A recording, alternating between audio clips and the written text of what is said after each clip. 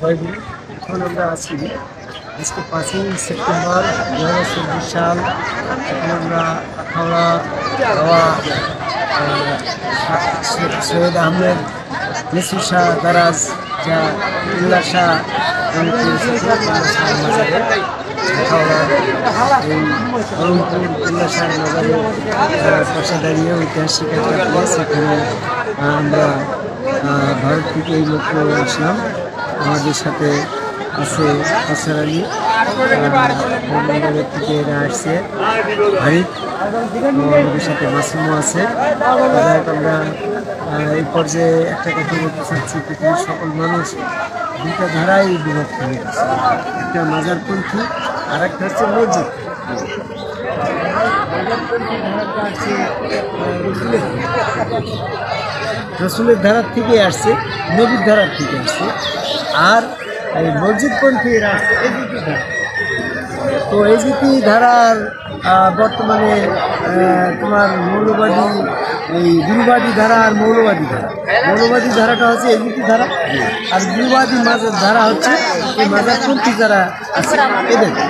তো আমরা ব্যাপারে অনেক কিছু বলেছি, তবে সংক্ষিপ্ত পরিসরে আমি যেটা বলতে চাচ্ছি যে আজকের বর্তমান সমাজে দাঁড়ি করছে, মৌলবাদীরাও বলছে আমরা নবী মোহাম্মদ সাল্লাল্লাহু আলাইহি ওয়াসাল্লাম অনুসারী, আমরা মাজারপন্থীরাও বলছি আমরা নবী মোহাম্মদ সাল্লাল্লাহু আলাইহি ওয়াসাল্লাম।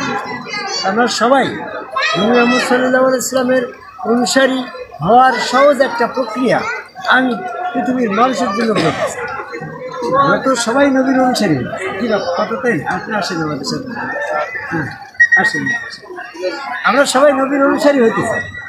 এর নবীর অনুসারী হওয়ার জন্য মসজিদপন্থীরা বলছে এই 5 ওয়াক্ত নামাজ, রোজা, হজ, যাকাত, পাগড়ি, জুব্বা, মস্কাটা অনেক খাতনা তৈরি দিয়েছে।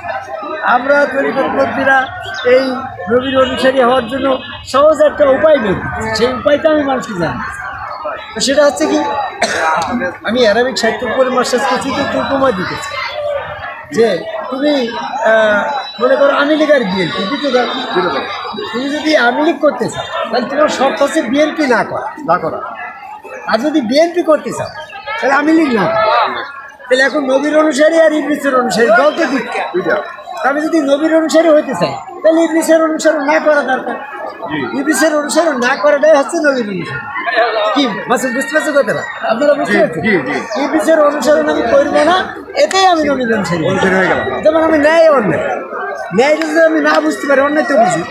অন্যায় না করা মানে ন্যায় থাকা, ধর্ম আর অধর্ম। আমি ধর্মটা না বুঝতে পারি, অধর্ম তো বুঝি।